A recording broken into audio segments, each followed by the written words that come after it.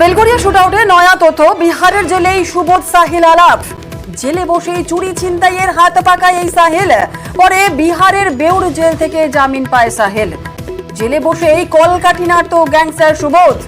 জেলের বাইরে সুবোধের কথায় কাজ করত সাহিল, এমনটাই জানা যাচ্ছে। আর গতকাল সাহিলকে হাওড়া থেকে গ্রেফতার করা হয়। ব্যবসায়ী অজয় মণ্ডলকে গুলির ঘটনায় গ্রেফতার সাহিল। ব্যবসায়ী অজয় মণ্ডলের গাড়িতে গুলি চালানোর ঘটনায় অভিযুক্ত সাহিলকে নিয়ে আসা হয়েছে বেলগড়িয়া থানায়।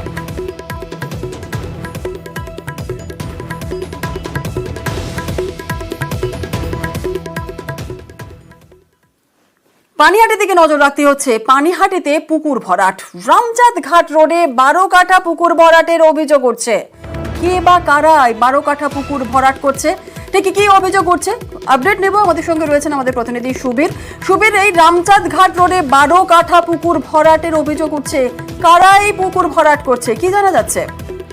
দেখো, পানিহাটি পৌরসভার 4 নম্বর ওয়ার্ড রাজা রামচাঁদ রোড এলাকাতে 12 কাঠা পুকুর ভরাটের অভিযোগ ওই জমির মালিক কবির ব্যানার্জির বিরুদ্ধে, এবং এলাকার মানুষজন এই 12 কাঠা যে পুকুর ভরাট হচ্ছে তারা প্রতিবাদ জানাচ্ছেন, এবং তারা পরিষ্কার বলেছেন যে এইভাবে পুকুর এলাকায় ভরাট হয়ে যাচ্ছে, তারা এই পুকুর ভরাট করতে দেবেন না। এবং যখন আমরা কবির ব্যানার্জির সঙ্গে যোগাযোগ করি, তিনি কিন্তু আমাদের কাছে প্রথমে বলেন পুকুর ভরাট হচ্ছেন, তারপর তিনি স্বীকার করেন যে পুকুরের একটা অংশ কিন্তু নোংরা আবর্জনা দিয়ে ভরাট করা হয়েছে। এবং এই বিষয়টা স্থানীয় কাউন্সিলর জানেন। স্থানীয় কাউন্সিলর সাথে আমরা যোগাযোগ করি, তিনি ক্যামেরার সামনে কিছু মুখ খুলতে চাননি, কিন্তু তিনি ফোনে আমাদেরকে জানিয়েছেন যে এই ধরনের কোনো রকম কোনো ঘটনা ঘটছে না, বা এই ধরনের কোনো পুকুর ভরাট এলাকাতে হচ্ছে না। যাদের পুকুর, এটা 100 বছরের পুরনো সম্পত্তি, সেই জায়গা থেকে ঘাট বাঁধানোর কাজ চলছে, এবং এলাকার মানুষ পরিষ্কারভাবে অভিযোগ করছে যে অলিখিতভাবে কাউন্সিলর কবির ভট্টাচার্য, যে সেই ওয়ার্ডের কাউন্সিলর, তিনি কিন্তু গোটা এই ঘটনাটা জানেন। আমাদের সঙ্গে থাকো, জমির মালিক তিনি কি বলছেন শুনবো। পুকুর ভরাট করে না, আমি তৃণমূল করি, ঠিক আছে। আমার নেত্রী তৃণমূল, আমার নেত্রী মমতাজি আমাদের ইনস্ট্রাকশনে আছে কোনো পুকুর ভরাটের বিরুদ্ধে আমরা লড়ি, ঠিক আছে। আমার 10 কাঠা পুকুর 10 কাঠাই আছে, ওটা কমিশনার ঘিরে দিয়েছে পার করে, যেই করুক সে হয়তো হিংসা করতেছে বা পেছিয়ে লাগাচ্ছে, এটা করেছে, আপনি এসে দেখে যাবেন, ঠিক আছে। বলছি জলা জায়গা কি ভরাট করা যায়? জলা জায়গা ভরাট করার ব্যাপার নেই, আর 10 কাঠা রেখে দিয়েছি, ঘাট ফাট করে দিয়েছে, ঘিরে দিয়েছে, বাঁধিয়ে দিয়েছে 10 কাঠা রেখে, বা সাইড গুলো যেটা আছে ওইটা একটু ময়লা ফেলে ভরাট করে। আবারও চলে যাবো সুবীরের কাছে। সুবীর, এই যে 12 কাঠা পুকুর ভরাটের অভিযোগ উঠছে, স্থানীয় কাউন্সিলর তিনি কি বলছেন?